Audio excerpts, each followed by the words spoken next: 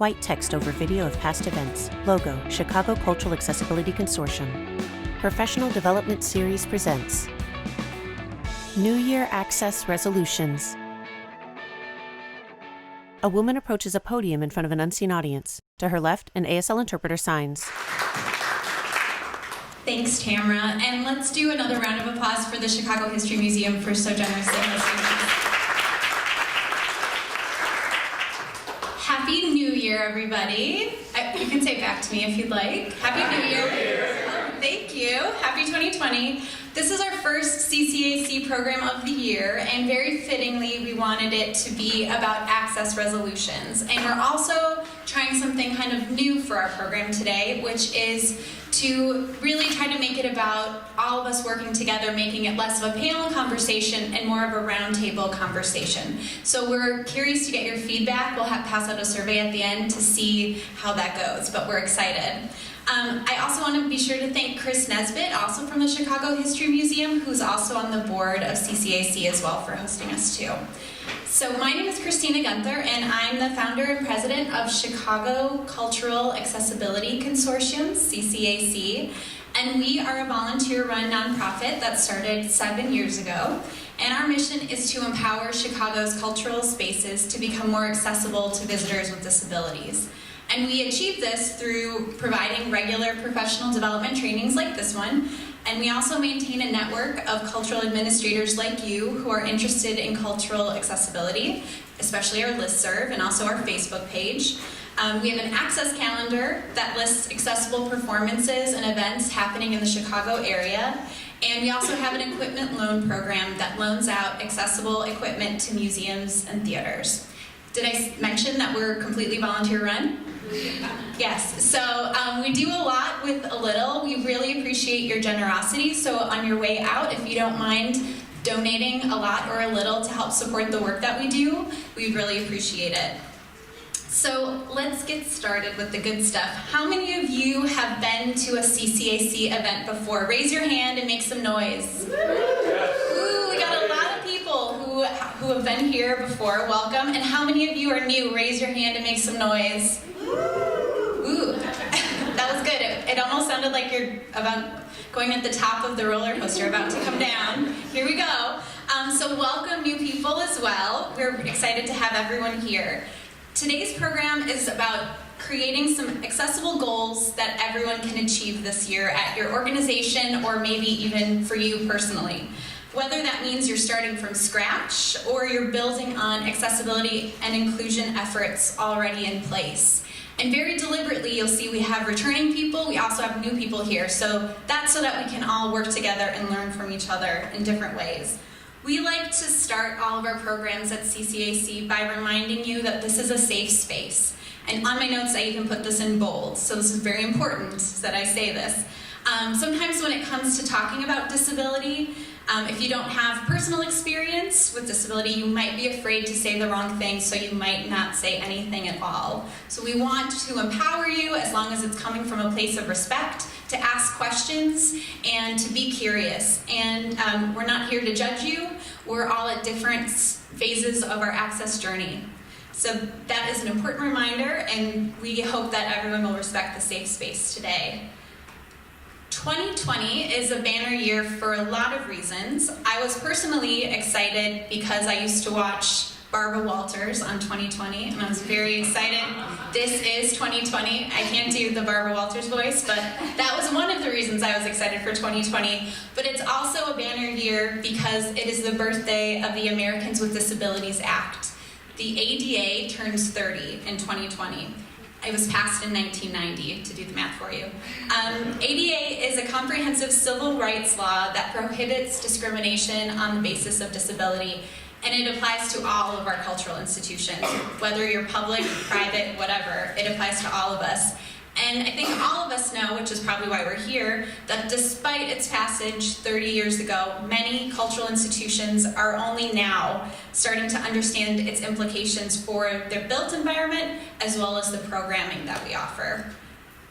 One thing I want to mention when we're talking about the ADA is that compliance of the ADA is the bare minimum. The spirit of the ADA is to go above and beyond the laws that are written to remove all barriers to make our offerings and our spaces as inclusive and accessible as possible.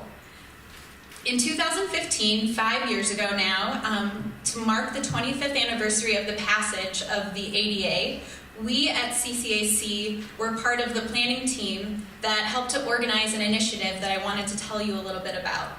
It was called the ADA 25 for 25 Cultural Access Project, and that was part of a greater ADA 25 Chicago initiative. The goal of the 25 for 25 project was to have at least 25, catchy number, 25 cultural organizations to commit to offering a new accessible program of a specific accessible service and to start making plans for the future to improve accessibility. So to do that, that was a whole year initiative. To do that, we at CCAC provided training, and myself and a colleague, Lynn Walsh, were mentors to these participating organizations for the whole year. When we first got started with this idea, we thought 25 for 25 was really catchy, but we were kind of worried, honestly, that we would not get 25 organizations to participate. We fortunately were pleasantly surprised that 31 cultural organizations committed to making their institutions more accessible. And we also had institutions both large and small with big budgets and teeny tiny budgets, museums, theaters, and other types of cultural spaces too. I think some of you who are here were part of the 25 for 25 project. Can you raise your hand and make some noise if you were a part of that? Ooh, maybe 5 people, good job. Yeah. So do any of you who are in the audience remember what your organization's initiative was? Yes. What was it, Tamara? And I can repeat it into the microphone. Touch tours. Touch tours. So at the Chicago History Museum, their project for 2015 was to begin undertaking touch tours for people who are blind or had low vision. Does anyone else who participated remember what their access resolution was? At the Chicago Humanities Festival, it was vetting venues for physical access as well as implementing open captions. So at the Chicago Humanities Festival, to repeat into the microphone, their goals were to vet their sites, the venues, to make sure they were physically accessible and to start offering open captions. Did I say that right? Okay, great. Anyone else who raised their hand remember? Erica? At Lifeline Theater, we added sensory-friendly shows for our kids' series programming. And Erica said at Lifeline Theater, they added sensory-friendly shows for their kids' programming. So those are some of the examples of some of the initiatives that people undertook as part of this 25 for 25 Cultural Access Project. Others were focused on providing other types of tours, like tours in American Sign Language, or beginning staff training, or opening a permanent quiet room in their institution. So we learned a lot undertaking and being a part of this project, and so while now 5 years later we do not have an official 30 for 30 project, unfortunately, or fortunately, we wanted to gather you all here together to talk about some of the things that we did 5 years ago that helped make some of those initiatives and goals come to life, so that hopefully we can all work together in this room to really come together to come up with concrete goals and also a concrete plan to achieve those goals. So some of the different pieces of the project for 25 for 25 that we can adapt for us today in 2020 were, first, designate a point person responsible for expanding accessible programs. While I think we all know this, but it bears repeating, while accessibility should be a part of everyone's job description, and I've even seen institutions that have made it a point to add accessibility into everyone's job description, good job, while that should be the case, there still needs to be a point person to ensure follow through, to make sure nothing's falling through the cracks. And so that is a really important first step to undertake. And whether that's official or unofficial, that stays here. You can decide if you are the unofficial person at your institution. Another important step is to conduct a basic accessibility self-evaluation so that you can figure out what you're already doing that is accessible. You might be doing more than you even realize. And also to help determine what your goals should be going forward. out of this 25 for 25 initiative, we developed an accessibility self-evaluation for your institution, and we have copies of that available here that we'll be passing out. And so those copies, you can either use the old-fashioned paper copy, or we also have Word documents available on our website that you can download and then fill in. The goal is that you fill that in, hopefully with a couple of colleagues in different departments so that you're not missing anything. But you can work together to really assess the accessibility that you have in place. And I have to tell you, sometimes when you fill out a document like that, and I've certainly done that for organizations I've worked in as well, there might not be a lot of accessible things that you're offering, and that's okay. The point of the self-evaluation is for you to really understand the breadth of accessibility and inclusion, and for you to know that there should be goals going forward. So that was a very important piece that we'll make sure to share with all of you. Another important part of the 25 for 25 project was to actually pick something, anything, maybe a low-hanging fruit, but pick something that you want to be your project for the year. So plan and implement at least one increased accessibility program or service for visitors with disabilities that goes above and beyond what you're currently doing to be implemented this year. While I encourage you to do your research and do the self-evaluation and do different pieces to figure out what the need is and how to achieve that need, there also comes a point when you just need to rip off the Band-Aid and you just need to do a pilot run of what you want to do to see if it's going to work, and to be prepared to accept the feedback from visitors if it's successful or not so successful. So being prepared to do that but ready to undertake the pilot is really, really important to just get started.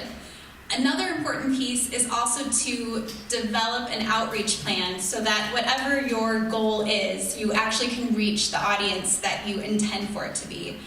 We all wish we lived in a world where you could just start a program and then magically it was at capacity. Unfortunately, that is not the case, and so making sure that you're being really smart and thoughtful about how you're reaching out to the audience that you want this program to serve, and you're also building in a place and a way to accept feedback from that audience. Another important step into achieving your goal for 2020 would be to participate in training and educational programs that feature best practices in accessibility, and to participate in a supportive peer network.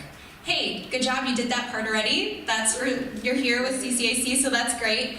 And I think this is a really important piece as well, because the key to achieving any access goal is to keep learning and growing from each other. Sometimes working in accessibility can feel really overwhelming and lonely and kind of frustrating when it feels like it's just you and your organization, especially if you're just getting started with this work. And so making connections and getting to know other colleagues who are already doing this work can make your life a lot easier. You have a place to vent and complain if you need to. Hopefully not, but you might. You also have a place to get ideas and inspiration. And if you can share resources, ideas, and even mailing lists with each other, you can ensure that you're not starting from scratch. We have already a lot of great experts in the room today that can help share what they've already learned with you, and so take advantage of that. It's kind of silly right now to try to do all of this by yourself, and frankly, it's not going to be as successful as it is if we work together.